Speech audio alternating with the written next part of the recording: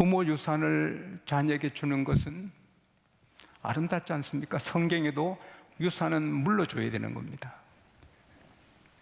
회사를 자자손손 물려주면 뼈를 깎는 고생에도 합니다. 자식을 위해서도. 그렇지 않으면 뼈 깎는 고생 누가 하겠습니까? 구약에는 절대 조상의 그 유산을 잘 지키라고 하는 것입니다. 두고두고 물려주는 것입니다.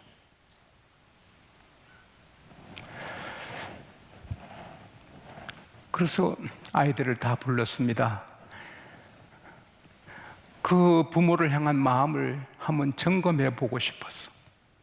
나는 아이들을 기르고 대학시키고 살게 다 해줬는데 내가 사는 게 자식을 위한 건데 자식은 나에게 어떤 마음을 품고 있는지 한번 시험해 보고 싶었어. 얘들아, 예비가 사업한다고 정신없이 달려왔는데 이제 결산안에 빚이 10억이다. 아이들이 충격받습니다. 아버지 부자인데 몇십억씩 받을 줄 알았는데 빚이 10억이라고 안색이 다 달라집니다. 어떡하나, 이 예비 힘으로 10억을 갚을 수 없으니 너희들이 좀 도와달라. 그 종이 한 장 내가지고 힘이 단 만큼 써달라. 이름 쓰고 아빠를 도울 수 있을 만큼 액수를 써라. 큰아들이 1,500만 원 썼습니다. 둘째 아들이 5천만 원 썼습니다. 셋째 딸이 1,000만 원 썼습니다. 넷째 딸도 1,000만 원 썼습니다. 아버지가 충격을 받았습니다. 내가 이런 자식을 위해서 이렇게 오늘까지 뼈 빠지게 일했냐. 그 다음에 전화도 받지도 않습니다. 아버지 부담돼서 전화 받지도 않습니다.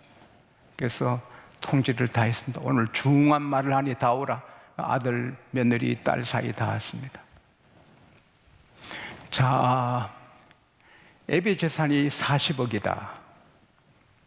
그러나 너희들이 내게 마음 쓴 그대로 5배씩 준다. 큰아들은 1,500만 원 내게 도와줄래 했으니 그게 5배, 7,500만 원 유산이다. 둘째는 5천만 원 썼으니 2억 5천 가져라. 셋째, 너 딸은 1,000만 원 했으니 5천만 원 갖고 가라. 막내 너도 1,000만 원 썼으니 5천만 원 유산이다. 그리고 30수억은 사회 귀한 일에 그 도네이션, 그걸 뭐라 하지? 기증을 하고 생을 마감했습니다. 쓸쓸한 인생의 막을 내린 겁니다. 예수님 밖에 있으니 이렇게 했죠. 예수 믿는 자녀는 절대 그러지 않죠. 길이길이 행복이 이어지고 사랑이 이어지는 가정들이 되시기를 바랍니다. 근데 그게 쉽거든요. 효도하는 일이 너무 쉽단 말이에요. 서울대학교 입학시험 치는 만큼, 사법고시, 행정고시 치는 만큼, 회사 취업시험 치는 만큼, 의사고시 치는 만큼 어렵지 않아요. 너무 단순해요. 왜? 하나님이 주셨거든요. 알베르트 아인슈타인이 말했지요. 내가 발견한 상대성 원리는 진리가 아니다. 탁월한 과학자가 나와서 새로운 학설을 발표하면 내 이 원리는 변경되고 무색하게 된다. 그러나 성경은 영원히 진리다. 예수님만이 진리다. 아인슈타인 말이 참 뜻이 있잖아요. 자기가 상태성 원리를 발견해 대단한 것 같지만 진리가 아니라는 거예요. 진리는 성경뿐이다. 할렐루야. 성경은 누차 말씀드리지만 발전할 수 없어요. 고칠 수가 없어요. 이대로 완벽합니다. 할렐루야. 이대로 됩니다.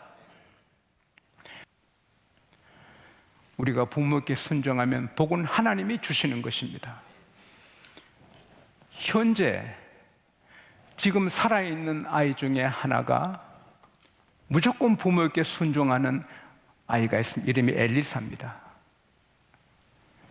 어릴 때부터 지금까지 한 번도 부모에게 노한 적이 없습니다. TV 보면 엘리사 TV 그만 봐. 예. 뭐 오락 갖고 놓으면 예 그만해. 예. 한 번도 싫어요 한 적이 없고 예 합니다.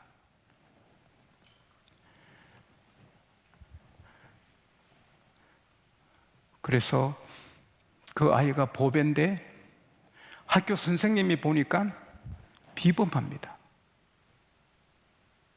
이 아이는 보통 아이가 아니에요. 그래서 특별 시험을 치우니 영재 중에도 영재입니다. 미국은 교육이 평준화되지 않습니다. 교육이 평준화는 나라가 망합니다. 얘 회사의 CEO에게 100억, 200억, 1000억을 주면서 월급을 주면서 연봉을 주면서 합니까? 탁월한 한 사람이 10,000명을, 50,000명을, 200,000명을 살리고 나라를 살립니다. 탁월한 인재가 나라를 살립니다. 영재는 영재로 교육해야 됩니다. 그래서 그 엘리사를 영재학교에서 학교에서 안 붙잡고 보내서 영재학교에서 잘 하고 있습니다. 그 엘리사가 제 손녀입니다. 그 오빠도 공부는 잘해. 오빠는 뭘 시키면 싫어요. TV 그만 봐. 좀 더 보고. 오빠는 그 짓인데, 그런데 얘는 예. 그래서 내가 한국 이름이 윤입니다. 윤, 너 어떻게 엄마한테, 할아버지, 할머니한테 우리가 시키면 바로 예 하고 그래 순종하니? 가만히 있어요. 솔직히 말해봐. 너 속으로 힘들지? 예, 힘들어요. 힘들지만 노력한다는 거예요. 부모한테 이해하는 게 쉽지 않아. 부모에게 순종하는 게 쉽지 않지만 힘들게 순종하면 이삭처럼 예수님처럼 윤희처럼 순종하면 하나님이 빛나게 해주십니다. 자녀들아, 주 안에서 너희 부모에게 순종하라. 이것이 옳은 일이다. 불순종은 옳지 않다는 거예요. 두 번째는 공경하는 거예요. 너 아버지 어머니를 공경하라. 공경은 높이는 거예요. 어느 집의 며느리는 시어머니 밥그릇은 빛이 나게 하고 시어머니께 제일 좋은 수저를 대접하고 제일 좋은 이불을 쓰게 하고 그 시어머니를 왕처럼 모시고 시어머니 기쁘게 해드리려고 시어머니 드시다가 남은 국수를 후룩 마시고 그렇게 하니 시어머니도 행복하지만 하나님이 그 며느리에게 복을 주시는 거예요. 잠언 23장 25절에 자녀들아 너 아버지 어머니를 기쁘게 하라. 너 낳은 어미를 즐겁게 해드리라. 셰익스피어가 말했습니다. 그대의 마음을 기쁨과 즐거움으로 감싸라. 그러면 1천가지 나쁜 것이 물러가고 생명이 연장되리라. 마음의 즐거움이 양약입니다. 우리 마음도 즐거워야지만 부모님 마음에 즐거워야 돼요. 높이고 즐겁게 해드리고. 저도 불효한 자식이지만 그래도 아버님 매일 30분 히포크라테스가 말했죠. 서양의학의 집대성 한 사람이고 의사의 아버지, 의학의 아버지라 불리는 히포크라테스가 말했죠. 최고 좋은 약은 면역이고 그 다음은 마사지다. 마사지는 하나님의 치료거든요. 엘리야가 로덴 나무 아래 있을 때 마사지해서 살리잖아요. 그래서 부모 기쁘게 해드리려고 제가 피곤하지만 하루 30분씩 해드렸지요. 어머니 기쁘게 해드리려고 산더기 춤도 많이 췄고요. 불효하지만 마음은 썼지요. 그게 참 저는 축복이었다고 생각이 돼요. 약속이 있거든요. 너 부모를 공경하라. 이는 약속이 있는 첫째 계명이니 따라합시다. 너가 땅에서 잘 되고 장수하리라. 잘 되는 거는 사업의 성공, 직장의 성공, 공부의 성공, 인생의 성공을 말합니다. 하나님이 성공하게 길을 열어주시고, 사업에 길을 열어주시고, 공부 잘 되게 하시고, 하나님이 축복해 주십니다. 장수는 건강하게, 전염병이 휩쓸어가고 암들이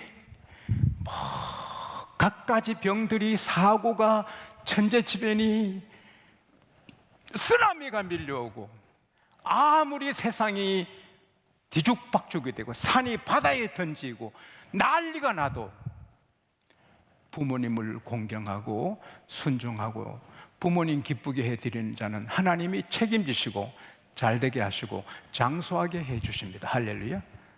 제가 이렇게 설교하고 내일 전염병에 걸릴지도 모릅니다. 그러나 저희 믿음은 아무리 전염병이, 유럽에는 인구 4분의 1이 죽었습니다. 패스트로. 그런 일이 있어도 부모님을 순종하면 하나님은 약속을 지켜 잘되게 하시고 장수하게 하실 줄로 믿습니다. 저는 분명히 믿습니다. 그래서 순종하고 높여드리고 또 우리가 높아져야 됩니다. 요셉이 젯으로 인생 끝냈으면 야곱에게 무슨 큰 효도가 되겠습니까? 요셉이 감옥에서 정치를, 행정을, 리더십을, 애굽의 역사를 열심히 공부해서 나이 30에 총리가 돼도 감당할 실력을 쌓았고, 총리가 되어도 계속 노력하니 요셉의 라이벌이 없습니다. 요셉을 대신할 총리할 인물이 없습니다. 80년간 총리, 죽을 날이 총리하는 것입니다. 왜? 요셉을 능가할 인물이 없으니까. 그러니까 요셉이 그렇게 크게 되니 야곱은 높임 받는 거 아닙니까? 우리가 음란하고 죄지어 감옥 가면 부모 낮추는 겁니다. 우리가 도적질하고 감옥 가면 부모 낮추는 겁니다. 우리가 의롭게 거룩하게 살면 열심히 살아서 우리가 진급하고 승진하고 잘되고 하면 부모가 높아지는 것입니다. 이런 말 좀 죄송하지만 제가 한 달 전에 길가의 어느 모임에 법 때문에 모였어요. 제가 차를 세우고 저도 그 일에 좀 관계 있어서 같이 저도 사실 여기 관계되는 사람입니다. 그러세요? 어떤 일로 그래요? 저도 이런 일로. 그러세요? 근데 법에 대해서 얘기하는 때문에 제가 저희 애들도 변호사고 저희 애들도 부장판사고 그렇습니다. 예? 금방 가도 의자를 갖고 와. 여기 앉으십시오. 제 아이들이 변호사고 부장판사라니까 바로 의자가 대령하는 거예요.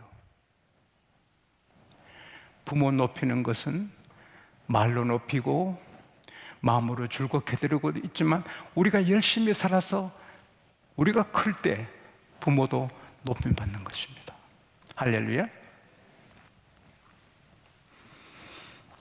근데 부모님을 영원히 높이고 부모님을 영원히 기쁘게 드리는 것은 이 세상에서 아무리 잘해도 안 됩니다. 예수 믿는 어르신은 예수 잘 믿게 해드리고 예수 모르는 분은 예수 믿게 해야 그게 영원히 효도가 됩니다. 그 길밖에 없어요. 일부 예배 우리 아들이 다녀갔는데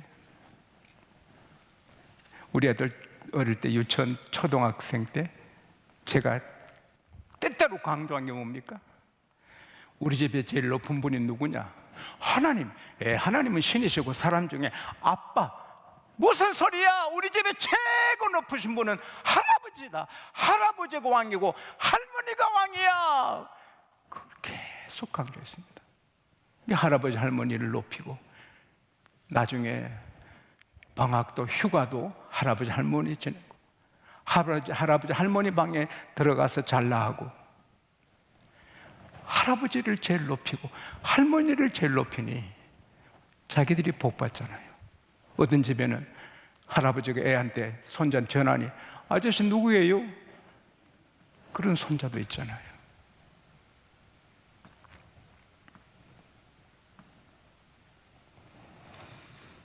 인생은 간단합니다. 경제가 요동치고 전염병이 휩쓸고 온 지구촌이 막막하고 캄캄해도 상관없습니다. 저는 확신합니다. 부모님 순종하고 기쁘게 해드리고 높여드리고, 어쨌든 하나님 말씀대로 부모님을 높이면 하나님이 잘 되게 하시고 장수하게 하시고 길이길이 복을 받게 하실 줄 믿습니다.